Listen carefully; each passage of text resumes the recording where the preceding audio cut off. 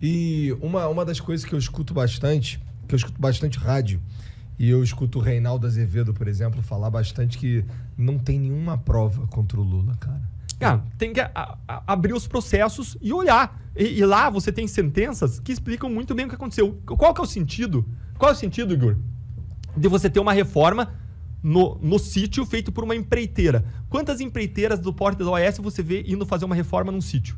Quantas empreiteiras do porte de uma OAS você vê indo fazer uma reforma e pagando, sei lá, a cozinha de um apartamento para alguém? Essas empreiteiras, elas fazem estrada, elas fazem ponte, elas fazem refinaria. Elas não fazem elevador. Exatamente, ela não pendura quadro na parede, sim. Ela não faz cozinha. É tipo chamar um elefante para esmagar uma formiga, né? Exato. Qual que é a explicação alternativa que você me dá para isso? Não existe explicação alternativa. E mais, qual é a razão para um diretor da Petrobras dar dinheiro, segundo as acusações, segundo as evidências estão lá, para a Vacari? Qual é a razão para a Vacari poder mandar? Vacari não tinha um cargo no executivo, Vacari é uma estrutura partidária. Por que Vacari tinha poder de mando no diretor da Petrobras?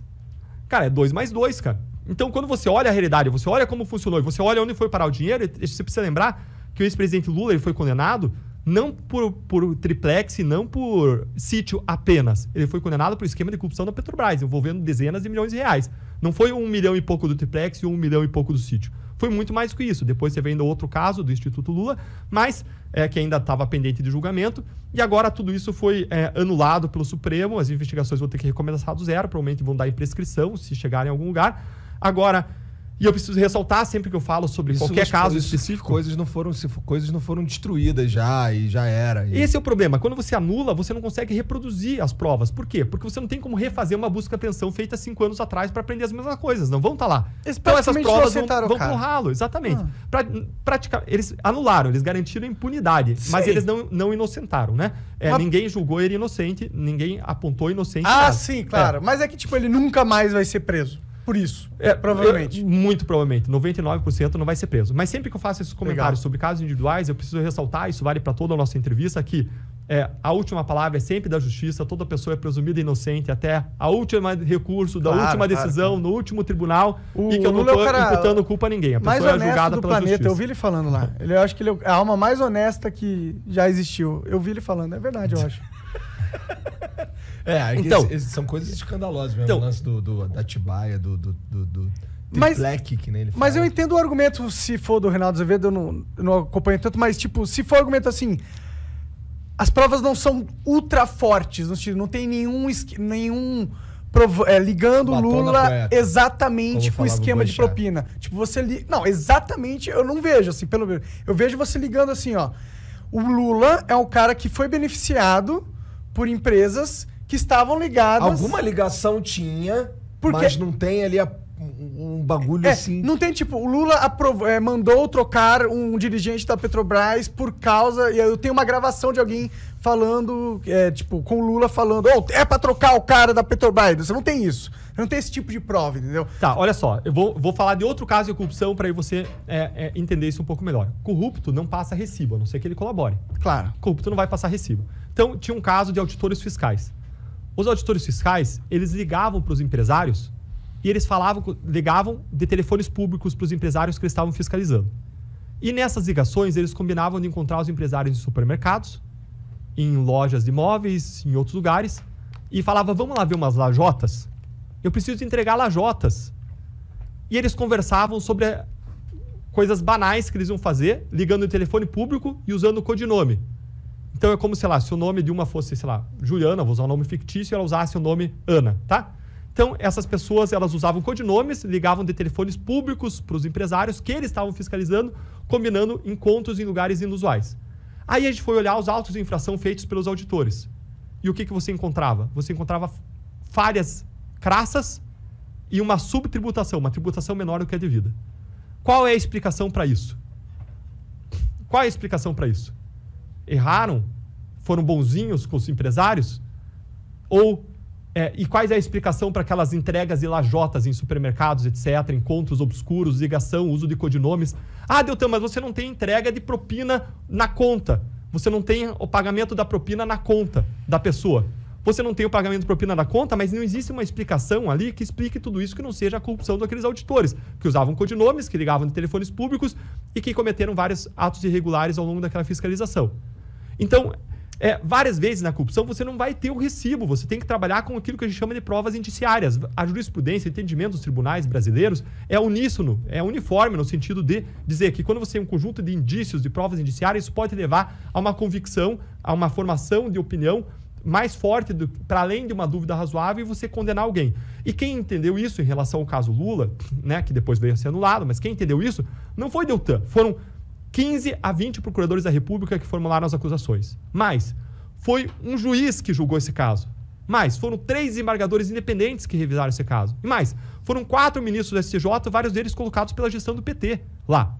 Então, não é uma análise individual. Eles olharam o processo, olharam o conjunto de provas, pessoas, inclusive, falando que os recursos tinham vinculação, sim, com os esquemas. Então, existia essa ligação existiam pessoas delatores. Existia. Mas se essas pessoas não falassem, você apagaria o que aconteceu? Não apagaria. Não, agora, tinha pessoas falando. O meu argumento não é que eu acredito que o cara é inocente. O meu argumento é, tipo, eu acho que existem provas que seriam muito mais fortes do que a gente tem exatamente contra o Lula, entendeu? A gente tem provas, mas você não tem prova que coloque ele como cabeça da parada. Tem? Eu não sei. Se você entender como funcionava esse esquema... Mas é muito da quem colocava os diretores da Petrobras? Não é claro. Exatamente. Você precisa da conjuntura para você entender. Claro, e por isso que a gente explicou a conjuntura. Não, eu entendo. Mas... Quando você fala de lavagem de dinheiro, de crimes complexos como corrupção, não é simples. Não é simples. Você vê as lavagens de dinheiro feitas, gente, em nome do offshore, transações lá no exterior, de conta para conta. De um jeito que ia ficar muito difícil de pegar. Sim, exato. Mas, exemplo, ninguém faz para ser pego. Então é complexo. Mas se tivesse uma conta do Lula na Suíça... Do Lula, seria, tipo... Mas é que aí ele tinha que ser muito burro. Teria que ser muito burro, é isso. Alguns tinham conta na Suíça. Eduardo Cunha tinha conta na Suíça, Sérgio Cabral tinha dinheiro no exterior. Mas a gente vê diferentes estilos de corrupção. Tem várias pessoas que talvez pensassem que a corrupção se justificava talvez por partido. E aí, só que o que a gente viu? Que essas pessoas, elas embolsaram uma parte do dinheiro. Então, isso a gente constatou, acusou várias pessoas com base nessa visão. Mais uma vez, lembrando que ninguém é culpado até o julgamento do último recurso, todo mundo se presume inocente, a última palavra é da justiça, mas a gente fez várias acusações mostrando que pessoas que tinham o discurso de partido, de que a gente escuta, que o que legitimaria que o dinheiro ia para o projeto de poder, etc., na verdade, todo mundo acabava embolsando também o dinheiro. Todos os casos, a pessoa embolsava uma parte do dinheiro. Mas claro que tinha gente que podia buscar arrecadar o dinheiro só para si, tinha gente que podia prestigiar mais o dinheiro para o partido para financiar a campanha eleitoral e manter um projeto de poder. Quando se olha uma corrupção do tipo Paulo Maluf, né, que você tinha centenas de milhões de dólares e foi objeto de acusações por ter centenas de milhões de dólares no exterior, quando se olha Sérgio Cabral, que tinha mais de 100 milhões de dólares no exterior, é um tipo de perfil.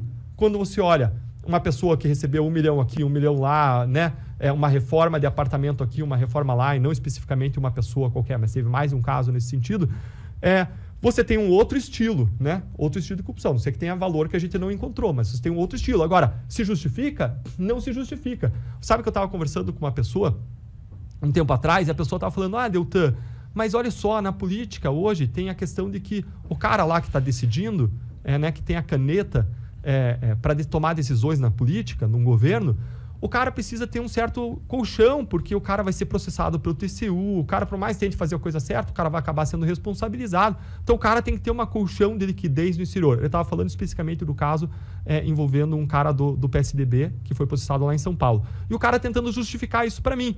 Aí eu fiquei pensando, como é que eu vou mostrar para esse cara que ele está errado, se ele está seguindo esse raciocínio? Sim. E o que eu falei para ele foi o seguinte, falei, olha... Então, o Deltan ele tomou um processo do Lula pedindo uma indenização, tomou um processo do Renan Calheiros por ter criticado e vai ter que pagar. Então, isso justificava o Deltan buscar receber propina de réus da Lava Jato? Justificaria isso? O cara, não, aí também não. Eu falei, claro que não. Claro que não. Agora você está querendo justificar um cara com base nesse tipo de raciocínio. Sim. Não faz sentido, claro. Não pode. Você não pode defender uma coisa dessas. Então, não importa se o cara estava desviando a maior parte do dinheiro para um projeto de poder ou para o bolso dele. Gente, é desvio de dinheiro público, afeta do mesmo modo.